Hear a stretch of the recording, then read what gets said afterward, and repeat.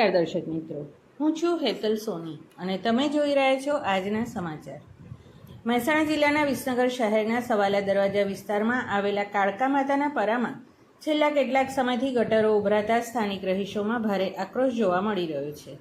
આ બાબતે કાળકા માતાના પરા વિસ્તારમાં રહેતા ભાજપના પૂર્વ કોર્પોરેટર કૈલાશબેન કડિયાના પતિ અને ભાજપના જ જાગૃત સામાજિક કાર્યકર ગૌતમભાઈ કડિયાએ નગરપાલિકાના જવાબદાર કર્મચારીને તારીખ 30/7/2026ના રોજ જાણ કરી હતી, પરંતુ કોઈ જ કાર્યવાહી કરવામાં આવી નહોતી અને પછી એ ગટરો પણ ઉભરાતા વારંવાર જાણ કરવા છતાં કોઈ જ કાર્યવાહી કરવામાં નહીં આવતા મીડિયાના માધ્યમ દ્વારા તંત્રને બ્રહ્મજ્ઞાન થયું હોય તેમ આજે પાલિકાના કર્મચારીઓ દ્વારા જેટિંગ મશીન દ્વારા કામગીરી શરૂ કરવામાં આવી હતી.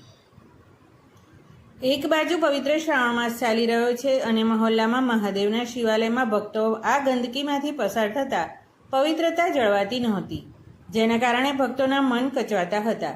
ત્યારે આજે નગરપાલિકા દ્વારા તાત્કાલિક અસરથી કામગીરી શરૂ કરવામાં આવતા સ્થાનિક રહીશો અને ભક્તોમાં આનંદની લાગણી જોવા મળી રહી છે.